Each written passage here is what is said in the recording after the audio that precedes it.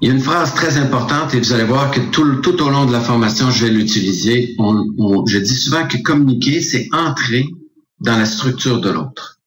Ça veut dire quoi? Ça veut dire que la structure de l'homme et la structure de la femme n'est pas nécessairement la même. L'homme fonctionne beaucoup plus avec une structure logique et rationnelle, et la femme va fonctionner beaucoup plus avec une structure émotionnelle. Ce qui fait que les hommes et les femmes ont beaucoup de difficultés à se comprendre, parce que l'homme parle à partir de son rationnel et la femme à partir de son émotionnel. Maintenant, au niveau du travail, la structure d'un patron d'entreprise, d'un chef d'entreprise, d'un propriétaire n'est pas la même que l'employé qui, lui, sa structure, c'est de rentrer le lundi et avoir hâte au vendredi soir pour pouvoir aller s'amuser avec ses copains ou passer le week-end. Donc, évidemment, le message qui part d'une structure doit être transformé pour rejoindre l'autre personne dans sa propre structure. Mais comprendre la structure de l'autre, c'est pas si simple que ça. C'est pour ça que la formation va vous aider à mieux évaluer la personne qui est en face de vous et savoir qui elle est, de quelle façon elle fonctionne, c'est quoi son vécu, c'est quoi son passé et quelles sont ses blessures. Parce que ça va nous permettre de mieux comprendre la personne qui est en face de nous. L'être humain cherche avant tout le confort. Parce que l'être humain aime sa zone de confort. Nous cherchons, notre être en entier cherche à reproduire ce qui est agréable et confortable. Nous sommes des êtres d'habitude. Nous avons principalement deux habitudes. La première, c'est de faire. Et la deuxième, c'est de ne pas faire. Ceci vient interférer dans nos relations interpersonnelles pour la simple bonne raison que tout ce que je fais me maintient dans une zone de confort et tout ce que je ne fais pas m'empêche d'entrer dans une zone d'inconfort. Et notre cerveau fonctionne aussi dans la reproduction d'événements et d'expériences agréables. Et tout ce qui est désagréable et inconfortable, notre cerveau va chercher à nous donner une solution pour éviter soit l'inconfort ou le désagrément ou l'expérience désagréable. Voici ce que notre ami Einstein dit. Il dit, la folie, c'est se comporter de la même manière et de s'attendre à des résultats différents. Pas évident de changer. Et voici comment je l'illustre à partir d'une cible. J'explique que les êtres humains sont des êtres d'habitude. Alors, on a vu que dans notre zone de confort, le petit cercle qui est dans le centre, lui, il parle de nos habitudes. Donc, ce qui nous maintient dans notre petite zone de confort, ce sont nos habitudes de faire et de ne pas faire. Évidemment, l'être humain va évoluer, va chercher à grandir spirituellement, personnellement, émotivement. Donc, forcément, il y aura des obligations de sortir d'une zone de confort. Ce qui va nous amener dans la zone ZI, qui est la zone d'inconfort. Et cette zone d'inconfort-là, on peut y atteindre de deux façons. Soit que je choisis par moi-même de sortir de ma zone de confort, c'est-à-dire je décide de faire un changement important dans ma vie, que ne serait-ce que d'arrêter de fumer, faire de l'exercice, changer de relation, se séparer, changer de travail. Ce sont des situations que j'ai choisies par moi-même de me mettre volontairement dans une zone d'inconfort. Mais pour ceux qui ne font pas ça, il y aura certainement des événements extérieurs qui vont nous obliger à sortir de notre zone de confort. Entre autres, des comportements désagréables de personnes que nous côtoient tous les jours, des situations, divorce, perte d'un emploi, faillite, etc., etc. Ça, c'est un événement extérieur qui nous oblige à sortir de notre zone de confort et qui nous amène dans une zone inconfortable. Et sachant que notre cerveau cherche à nous ramener à nos anciennes habitudes, on est en conflit avec soi-même. Qu'est-ce qui va faire, par contre, que les êtres humains vont accepter de rester dans une zone d'inconfort?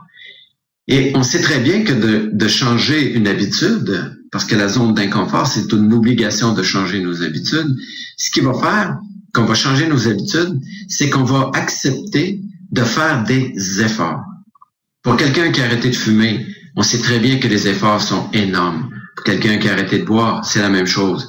Et de changer un comportement qui est néfaste, un comportement qui mobilise, qui stimule et qui crée des relations agréables, ça va demander de faire des efforts.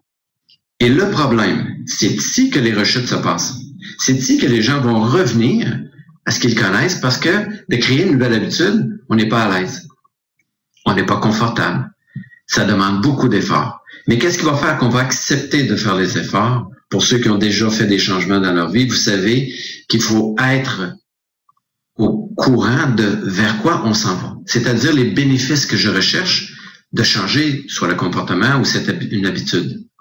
Donc, plus j'ai de bénéfices établis et concrets et listés, plus ça va être facile pour moi de dire, ben, j'accepte de faire les efforts nécessaires, d'être inconfortable dans ma nouvelle habitude, parce que je sais vers quoi je vais. Et plus j'ai des bénéfices, moins les efforts vont être durs, moins ça va être compliqué.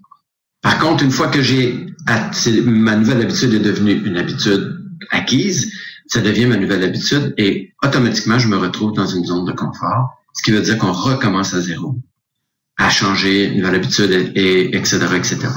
Donc, voyez-vous, c'est un cheminement perpétuel.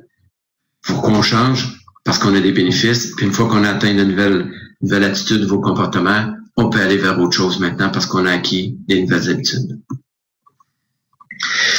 Pour illustrer la réussite dans mes termes, moi, j'utilise la pyramide. Tout le monde cherche des résultats dans sa vie. Être heureux, avoir un conjoint, une conjointe, que ses enfants soient en santé, qu'on ait de l'argent, qu'on puisse prendre des vacances. On souhaite tous être dans la joie, dans le bonheur et dans l'épanouissement personnel et spirituel.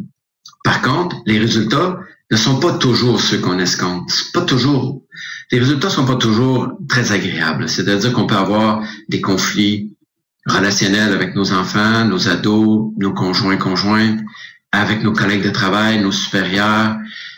Bon, bref, c'est pas toujours ce qu'on souhaite. Qu'est-ce qui va créer les résultats dans notre vie? Ce sont les actions que nous allons porter. Chaque action amène un résultat. Mais trop souvent, on va dans les entreprises, ce que j'observe, c'est pour ça que j'ai mis une petite ligne rouge ici, qui explique que souvent dans les entreprises ou dans le privé, ce que je vois, c'est que les gens veulent changer leurs actions pour avoir des résultats différents. Donc, on va investir sur comment changer notre façon de fonctionner. On va acheter un appareil qui va être plus performant au travail. On va changer les habitudes des gens. On va les obliger à avoir des résultats différents en changeant leurs actions. Par contre, en dessous de ma pyramide ici, de l'étape en dessous, il faut comprendre que nos actions, ils sont motivés par nos croyances. Et nos croyances, ils sont multiples. Vous avez vu dans le vidéo avec Robert que les gens qui avaient des croyances ou des préjugés vont prendre des décisions en fonction de ces croyances-là. Un exemple très concret, si je crois que les chiens sont méchants, mes actions vont être de fuir le chien parce que c'est inconfortable d'être en présence d'un chien. Et qu'est-ce qui va arriver comme résultat? Inévitablement, un jour, je vais être confronté à un chien agressif et je risque de me faire mordre parce que j'ai essayé de fuir quelque chose. Maintenant qu'on sait que notre vie est dirigée par nos croyances, exemple, si je crois que mon patron ou mon supérieur immédiat est un être dominant, ben je vais avoir des actions de fuite, de sabotage, et je vais avoir le résultat, perte d'emploi, diminution de salaire, etc., etc. Et dans les entreprises, je vois souvent des problématiques conflictuelles d'ordre relationnel parce que les gens sont remplis de croyances et les actions sont prises en fonction de leurs croyances. Là où j'aime intervenir et qui va apporter des changements durables, c'est la pyramide d'en bas, c'est la partie de plus bas qui parle des expériences de vie. Si je reviens à mon exemple du chien, si j'ai été mordu par un chien à l'âge d'1 an, est-ce que ça se peut que j'ai acheté la croyance que les chiens sont méchants? Si j'ai été confronté à une autorité abusive en tant qu'enfant, est-ce que mon expérience était désagréable? Est-ce que j'ai pu aussi créer une croyance qui me dit que les gens en autorité sont agressifs, manipulateurs, dominants? Donc, mes actions vont forcément être tournées vers l'évitement. Je voudrais pas rentrer en relation avec les gens en autorité parce que je vais avoir peur du résultat que j'ai connu dans le bas de ma pyramide, étant plus jeune, dans les expériences. L'objectif de la formation, c'est d'être conscient de tout cela, de changer nos expériences de vie corriger les expériences passées, amener des expériences nouvelles au sein des entreprises, des couples et des familles. Et les croyances vont forcément changer, les actions aussi, et les résultats seront ceux qu'on espère obtenir dans l'espace-temps. Il y aura par contre, dans notre cheminement, des saboteurs. Et très souvent, les saboteurs, ils sont reliés à des croyances. On dit que 5% des gens pensent. C'est des statistiques que j'ai trouvées dans une revue américaine, mais je crois que les êtres humains, qu'ils soient en Europe ou aux États-Unis ou au Canada, les statistiques sont sensiblement les mêmes. On dit que 5% des gens pensent, 10% des gens croient penser. Et ce qui est délicat, c'est que 85% des gens préféraient mourir que de changer d'idée.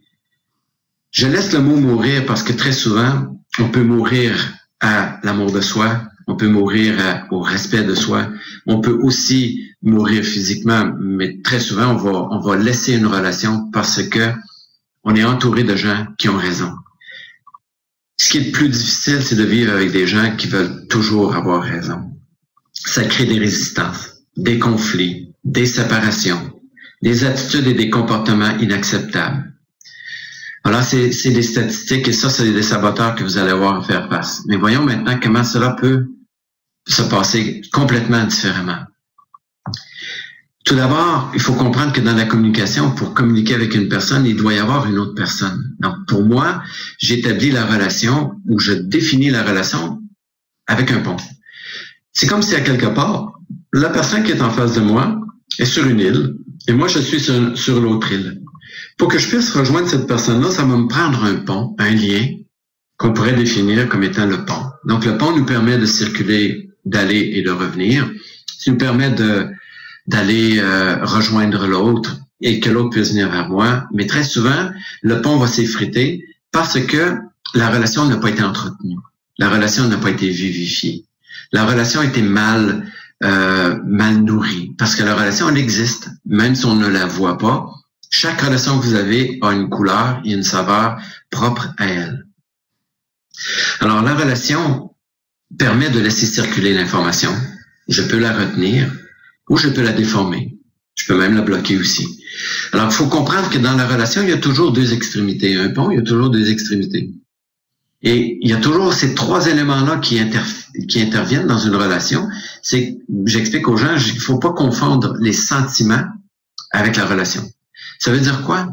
Ça veut dire que moi, à mon bout de la relation, à mon bout du pont, j'ai des sentiments. Et à l'autre bout, il y a des sentiments aussi. Et on confond souvent les sentiments qu'on a un pas avec l'autre, avec la relation. Et je donne un exemple concret. Très souvent, quand les gens se séparent dans une relation de couple, me disent « On s'est séparés parce qu'on s'aimait plus ». J'ai dit « La raison pour laquelle vous vous séparez n'est pas juste. C'est pas l'amour qui était défectueux, c'est pas les sentiments. C'est la relation qui existait entre vous deux. » Et très souvent, les gens réalisent que c'est la réalité, c'est qu'il s'est passé des choses entre les deux personnes, qui a fait détruire ou détériorer la stabilité du pont de la relation, ce qui fait qu'éventuellement, on doit laisser notre relation parce qu'elle ne correspond plus à ce qu'on cherche, elle ne correspond plus à notre cœur, on n'est plus nourri dans la relation et on cherche à aller vers autre chose. Il y a deux types de relations. Les relations, il y en a trois en réalité, mais je vais parler de deux en particulier. Il y a la relation dominant et dominé. Ce qui veut dire que dans une relation, je peux me sentir dominé par la personne et aussi l'autre peut se sentir dominant. Donc, ça peut être l'inverse. Je peux être aussi l'être qui domine dans ma relation avec mes enfants, avec mes collègues de travail, ou je peux être l'individu qui est dominé. Et très souvent, ces relations-là, ça passe d'inconscient à inconscient. Ce qui veut dire que très souvent, on rentre en relation en espérant vivre quelque chose de formidable, mais dès qu'on a fait les premiers temps, le feu de paille, le début de la relation, on va toucher l'inconscient, c'est nos blessures passées, nos histoires. Et là, on va dire, elle ressemble à mon ex-femme, elle ressemble à ma mère, mon père, et ainsi de suite. Donc, les gens qu'on va rencontrer sur notre route vont nous rappeler, qu'on a vu dans la pyramide, les expériences vécues ultérieurement. Ils vont remonter à la surface à chaque fois que je rentre en relation avec quelqu'un d'autre. Voilà, les relations sont souvent d'inconscient à inconscient.